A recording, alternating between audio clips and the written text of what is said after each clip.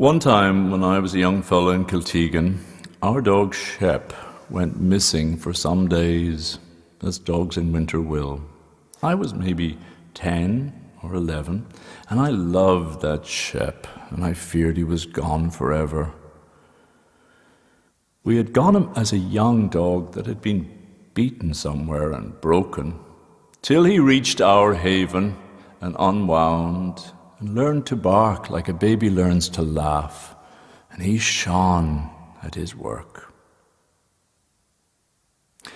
One morning early, after a fall of snow, I went out to break the ice on the rain barrel to plash my face, and I saw his tracks in the snow going up the sloping field to the fringes of the wood, and I was greatly afeared, because there were drops of blood now and then as he went, little smears of it on the cleanly snow.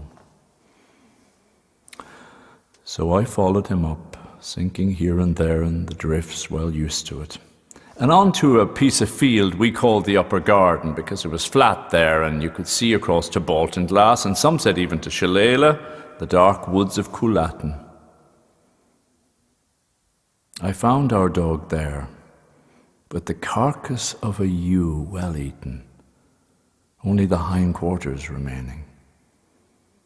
I saw my father's blue sign on the wool, and I knew the worst. For a dog that would kill a sheep would die himself.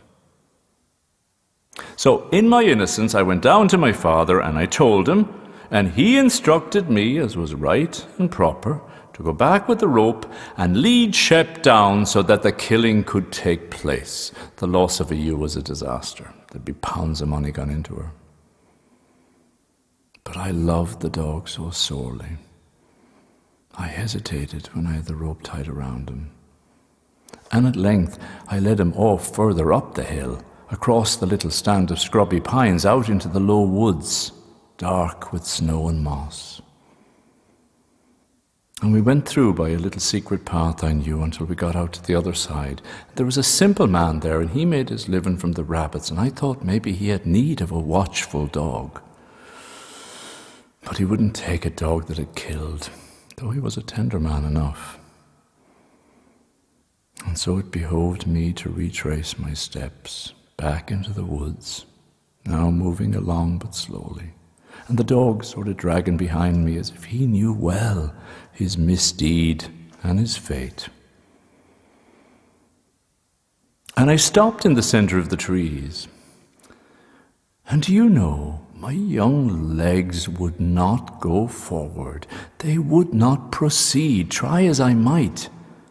And there I was all afternoon and night with the dog and the hazels. How is it that the drear of winter didn't eat my bones and murder me for my foolishness? Love of the dog kept me standing there, as only a child can stand, without moving, without thinking, the poor dog whimpering with the cold. About 5 o'clock I went on, because I heard calling out over the hills here and there, and I could see black figures with lights moving and calling out to me and the dog to come home. We came down the sloping field with the neighbours all about us, and them not saying a word, maybe thinking I was dead, marvelling at me. And the torches and the lamps were making everything crazy with the light. The old crabapple tree was now spread out to the size of the whole field. Its branches were wild like arms. Down at last into the yard we came, the dog skulking on the rope, just the same as the day he had arrived to us. And my father came out from the house in his big clothes, all brown with clothes and hair. It was as if I had never seen him before, never looked at him in his entirety, from head to toe. And I knew then that the dog and me were for the slaughter. My feet carried me on to where he stood, immortal, you would say, in the door. And he put his right hand on the back of my head, and he pulled me to him so that my cheek rested against the buckle of his belt. And he raised his own face to the brightening sky and praised someone, in a crushed voice, God maybe, for my safety. And he stroked my hair. And the dog's crime was never spoken of, but that he lived until he died. And I'd call that the mercy of fathers, when the love that lies in them deeply, like the glittering face of a well, is betrayed by an emergency.